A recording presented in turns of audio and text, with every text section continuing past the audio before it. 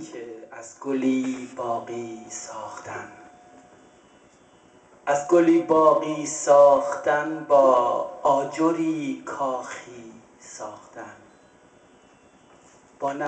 با نسیمی طوفانی را داشتن، با قطره‌ای دریایی را یافتن.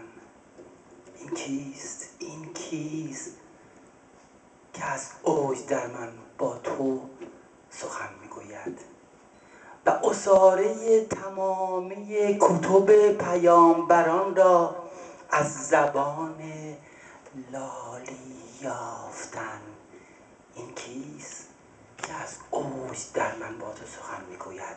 بی‌نیازی در نهایت نداشتن. این کیست که از اوج در من با تو سخن میگوید و عصاره تمامی کتب پیامبران را از زبان لالی یافتن، که دوست بدارید که عشق بورزید، همین شما را و ما را بس است. اسم این شعر بود آفرینش در نگاه. من خواستم به مناسبتی که شماها به هر صورت امشب دور هم جمع شده، همون 92 ساله سالگرد استقلال افغانستان، من هرچی فکر میکنم میبینم که توی دنیا فقط یک آدم وجود داره. این آدم داره به شکل‌های مختلف زندگی میکنه. من به اون آدم اعتقاد دارم. من فکر میکنم آمریکایی، روسی، ایرانی، افغانی، اینا همشون یک حقیقت دارن. اول یک آدم بوده، اول یک قطره پاک و زلال بوده.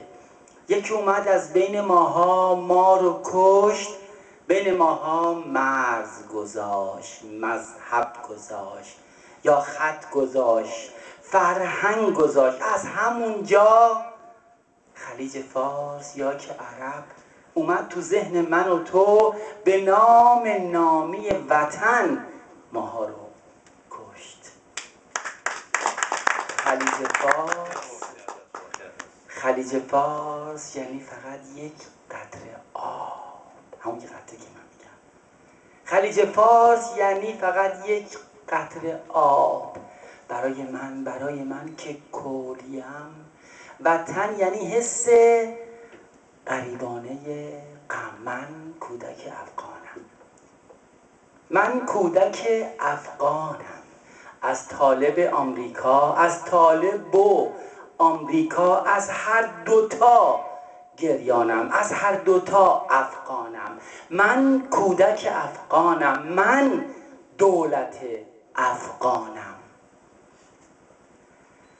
یه شعر دیگه هم دارم براتون میخونم و صحبت تموم میکنم. تو میگی دنیا مال ماست. این سخن بچه های فرداست. من اعتقاد دارم بچه های فردا میان و این دنیا رو نجات میدن. به همین امید دارم تلاش میکنم. تو میگی دنیا مال ماست. من میگم نه، مال بچه های فرداست. تو میگی خورشید مال ماست. من میگم نه، مال بچه های یخزده تو سرماست. تو میگی ماه مال ماست. من میگم نه، مال بچه های گم شده تو شبهاست. تو میگی موج، تو میگی دریا، تو میگی ساحل مال ماست. من میگم نه، مال عاشقای غرق شده تو دریاست. تو میگی ایران، تو میگی افغان، تو میگی عراق مال ماست. من میگم نه، مال بیداری بچه های ایرانی فرداست، مال بچه های افغانی اونجاست، مال بچه های عراقی هر جاست. تو میگی من میگم من. تو میگی نه، من میگم نه. جنگ بین من و تو، جنگ نه من و تو، جنگ بیداری بچه های افغانی فرداست. تو میگی دنیا مال ماست. من میگم نه، مال بیداری بچه های فرداست. خیلی ممنون که وسط وقتتون گرفتم. جناب اعتبار عزیز بسیار زیاد